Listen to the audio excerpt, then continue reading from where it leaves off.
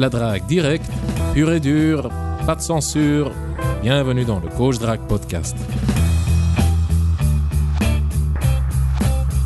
Cher auditeur, dans cet épisode du Coach Drague Podcast, j'aimerais partager avec toi encore quelques observations et réflexions suite à la soirée reggae dont je t'ai parlé dans les 2 épisodes précédents du Coach Drague Podcast. Le premier point concerne l'influence de l'environnement immédiat sur ton jeu de séduction et sur tes résultats.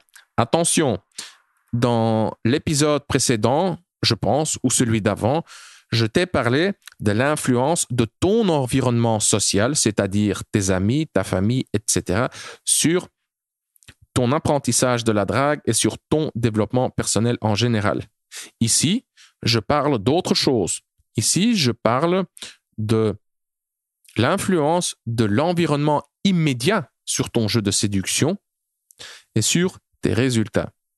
Alors, le week-end passé, lors de cette soirée reggae, je n'ai obtenu aucun résultat. Mais aucun, rien. Pas de numéro, pas de kiss, pas de baiser, rien du tout. Et je n'ai pas honte de l'avouer.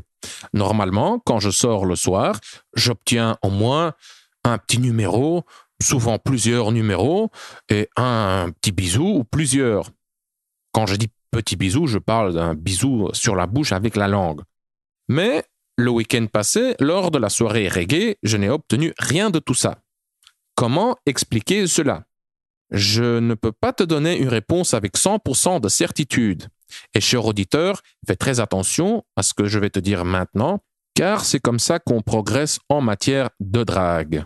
Je dirais même que c'est comme ça qu'on progresse dans n'importe quel domaine, c'est comme ça qu'on développe de nouvelles compétences. C'est en appliquant la méthode essai et erreur. Alors, concrètement, tu affiches un certain comportement, tu testes une technique, tu utilises une phrase de drague. Bref, tu testes un truc, tu vois ce que ça donne, donc tu observes, tu constates le feedback de l'environnement, donc le feedback venant de la fille, et ensuite tu évalues et tu ajustes ton comportement. Donc tu affiches le comportement, tu regardes ce que ça donne, et tu ajustes ton comportement encore et encore, et tu répètes ce schéma encore et encore, jusqu'à ce que tu obtiennes le résultat souhaité. Maintenant, la question suivante se pose. Comment ajuster ton comportement? Comment savoir quel est le bon comportement? Pour ajuster ton comportement, tu dois formuler des hypothèses. Donc, tu formules 1, 2, 3, un certain nombre d'hypothèses et tu testes ces hypothèses. Donc, il y a toujours un élément d'incertitude dans l'ajustement du comportement. Et c'est ce qui est intéressant. C'est ce qui fait justement que la méthode essai et erreur fonctionne. Tu affiches un comportement, tu vois ce que ça donne, tu vois les résultats. Si les résultats ne sont pas satisfaisants, tu ajustes ton comportement. Et donc, tu formules des hypothèses pour ajuster ton comportement. Tu affiches un comportement, tu observes le résultat, tu formules une hypothèse, tu testes cette hypothèse. Tu observes les résultats, tu formules de nouveau des hypothèses, tu testes ces hypothèses, et ainsi de suite. Donc, comment expliquer mes résultats ou le manque de résultats? Voici mes hypothèses. Je n'étais pas bien adapté à l'environnement. J'avais préparé une stratégie basée sur les week-ends précédents dans un autre environnement. Je t'explique. Les 2 week-ends avant la soirée reggae, j'ai fait des sorties dans des environnements, des bars, des cafés plus classiques. Les gens qui fréquentent ces bars et ces cafés sont des messieurs et des madames tout le monde qu'on voit dans la rue, qui portent des vêtements de chez Zara, H&M. Ils s'habillent en jeans, chaussures de sport ou chaussures classiques, chemises, voilà. Par contre, le public de la soirée reggae était différent. C'était un public alternatif. Tu vois le truc, sandales ou pieds nus, pantalon parachute en tissu hindou, les dreadlocks, certains mecs avaient le torse nu, je dirais que 80% des gens y fumaient des pétards. On pouvait acheter lors de la soirée reggae que de la bouffe végétarienne ou peut-être même végétalienne. Enfin, tu vois le truc. Alternatif, écolo, végétalien, altermondialiste. Ce qui m'a le plus marqué, c'est la différence d'énergie entre le public de cette soirée reggae et un public plus normal, entre guillemets, qu'on voit dans les bars et cafés populaires. Et cette différence d'énergie était la plus prononcée dans la zone fumeur. Devant un bar ou café populaire, les gens qui y fument ont, je dirais, à partir d'une certaine heure, à partir de 10h, 11h, minuit, ils ont une énergie qui est un peu plus élevée que les gens, voire beaucoup plus élevée, que les gens qu'on voit marcher dans la rue. Dans la zone fumeur de la soirée reggae, c'était l'inverse. Tout le monde, mais vraiment tout le monde, 95% des gens, et il y en avait beaucoup, il y en avait énormément, je crois, cinquantaine, entre 50 et 100 personnes, je ne les ai pas comptées, mais c'était blindé. 95% des mecs et des nanas étaient assis par terre en train de fumer des pétards. Et plus il faisait tard, plus il y avait des gens littéralement assommés, KO, par terre en train de dormir. C'est ce qui arrive quand on combine l'alcool avec les pétards. Quand tu te bourres la gueule à l'alcool et tu termines ta soirée en fumant des pétards, crois-moi, tu seras mis KO et certains de mes auditeurs savent très très bien de quoi je parle et peut-être toi, cher auditeur, tu sais exactement de quoi je parle. Donc, il y avait une différence d'énergie. Cette différence d'énergie peut être partiellement expliquée par la personnalité des gens présents à la soirée reggae, mais je crois que la cause de cette différence d'énergie est la consommation de marijuana. Ils fumaient des pétards, ils étaient défoncés. Quand tu fumes de la bœuf, ça te calme tout d'abord.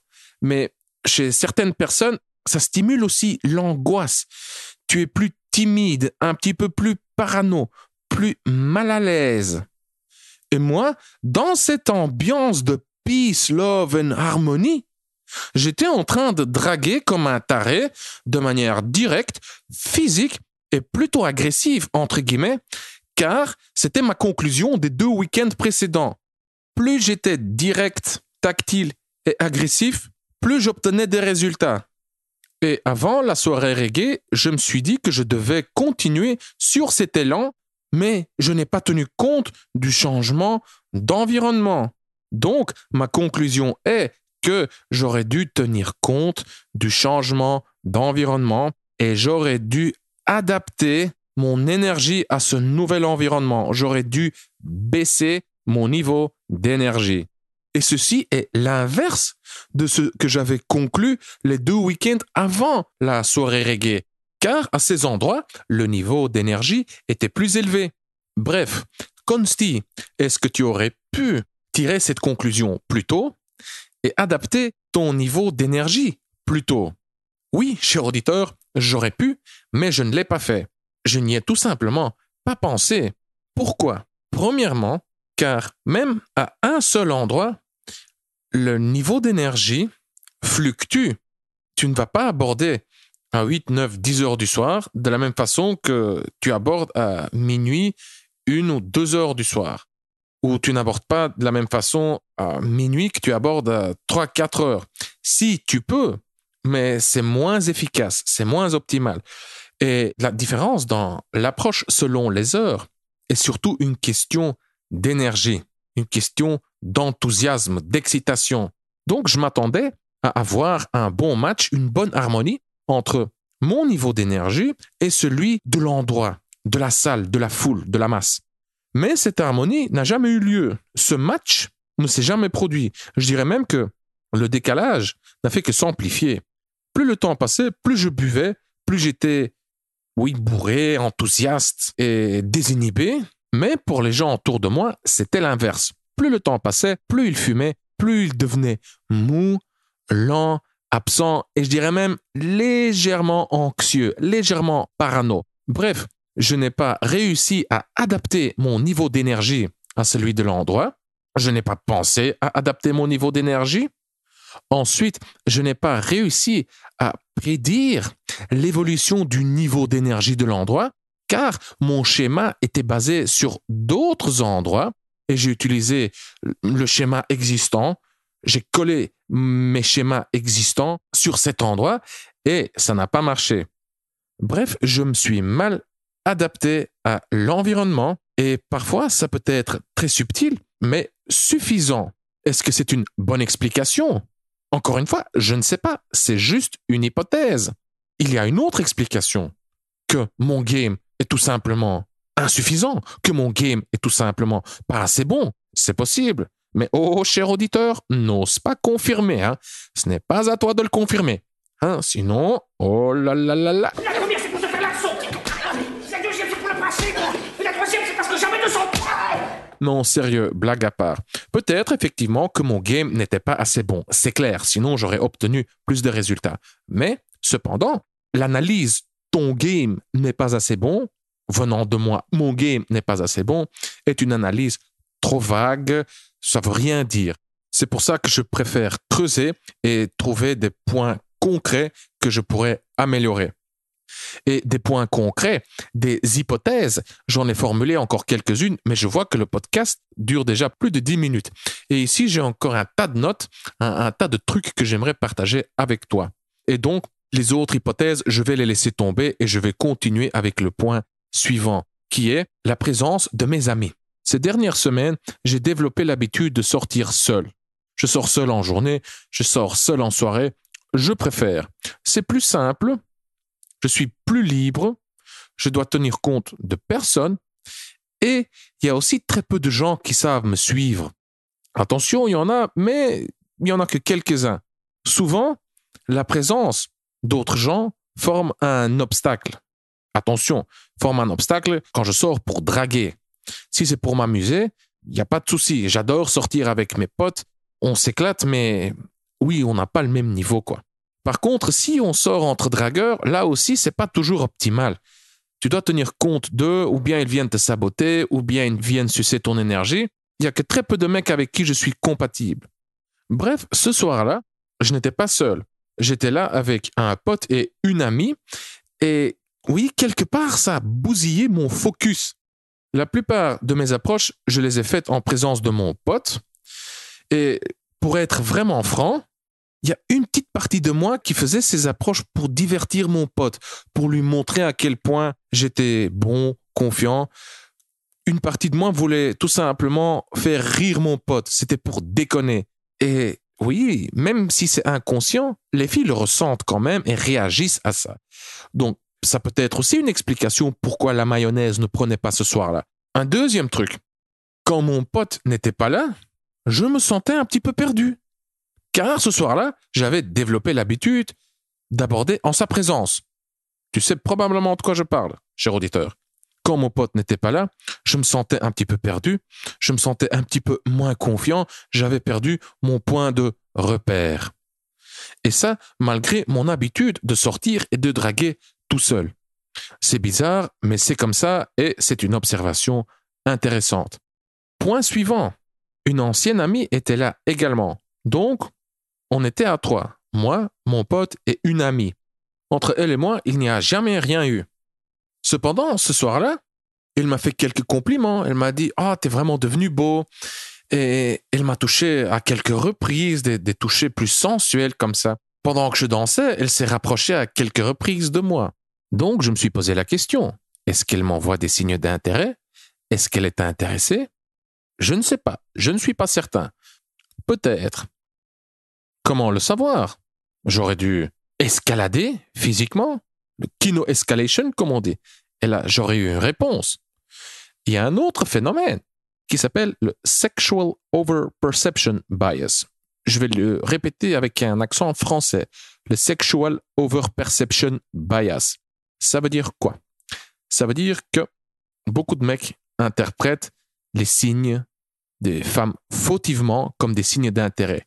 La fille est juste gentille et amicale, mais le mec l'interprète comme des signes d'intérêt. Il se dit « Oh, celle-là, elle me veut ». Bon, il y a une explication évolutive, bien entendu. Si le mec pense que la fille est intéressée, ben, il va afficher un comportement plus séduisant. Il va essayer de la séduire. Et donc, elle a plus de chances de se reproduire. Patati et patata. Bref, donc, est-ce que mon ami était intéressé? Peut-être que oui, peut-être que non. Peut-être que le phénomène du sexual overperception bias se manifestait à ce moment-là. Pour en être certain, j'aurais dû lui faire des avances. Est-ce que j'ai fait ça? Non. Pourquoi? Tout d'abord, je la connais trop longtemps. On se connaît depuis 15 ans et ça ne me dit vraiment rien.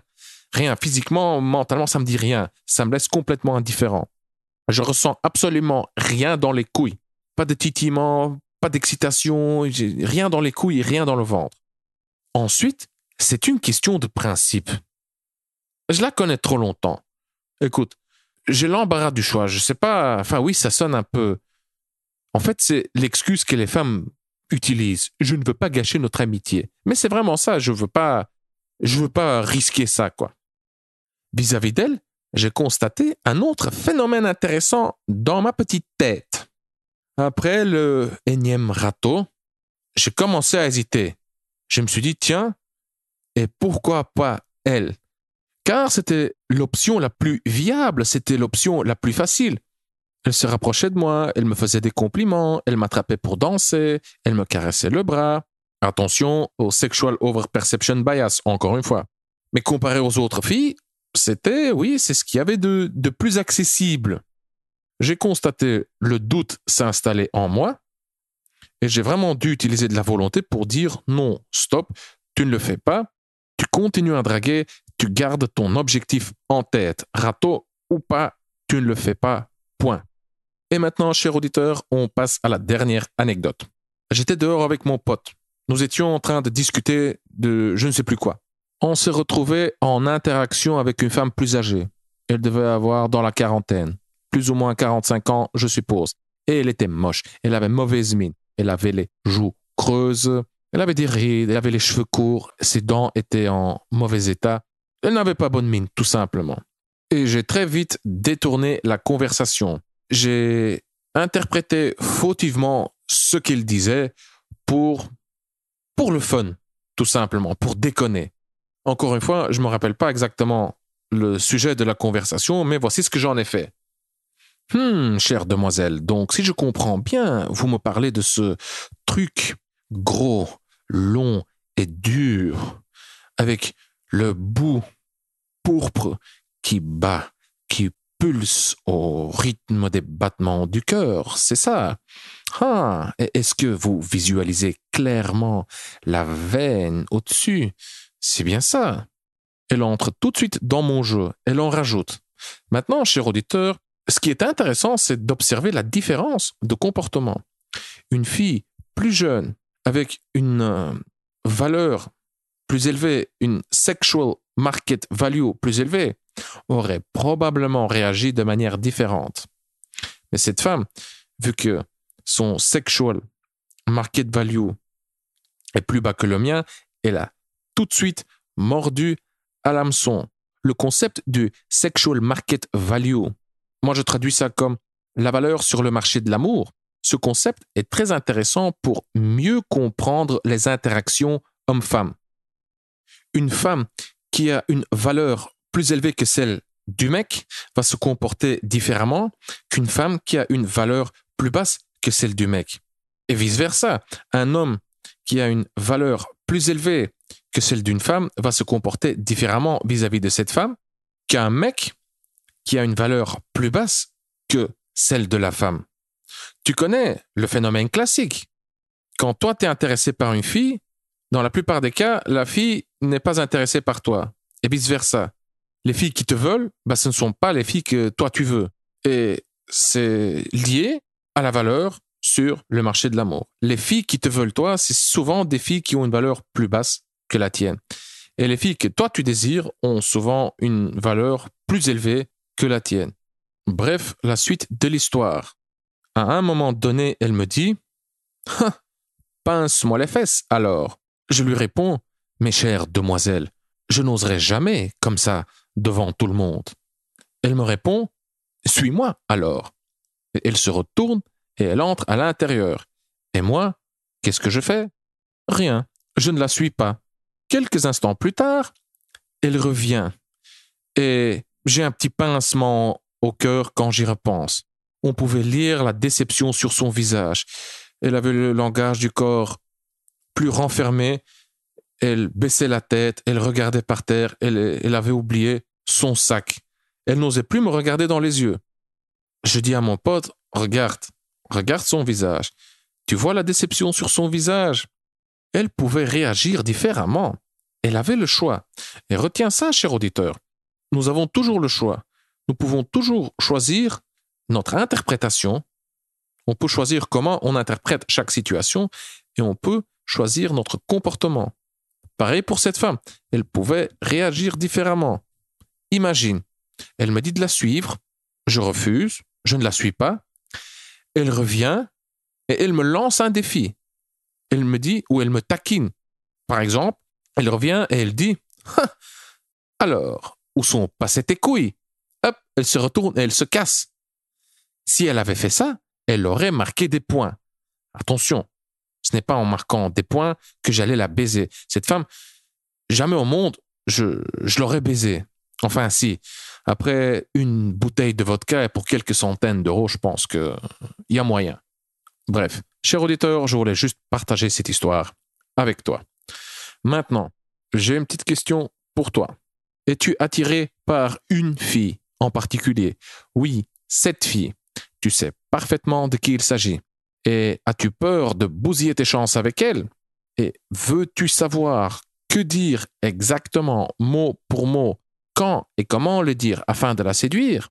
Même si pour l'instant elle ne semble pas intéressée, si tu as répondu 3 fois oui, alors je t'invite à jeter un coup d'œil à mon guide de drague. Tu la veux, tu l'auras. Dans Tu la veux, tu l'auras, tu découvriras les 8 règles à respecter absolument pour séduire cette fille en particulier. Tu trouveras le lien vers Tu la veux, tu l'auras en dessous de ce podcast sur le site du Coach Drague Podcast ou dans SoundCloud ou dans la description de YouTube. Voilà, chers auditeurs, c'est tout pour aujourd'hui et nous, on se retrouve dans le prochain épisode du Coach Drague Podcast. Je suis Consti de CoachDrague.com. Merci d'avoir écouté le Coach Drague Podcast. On se voit dans le prochain épisode. Bonne drague.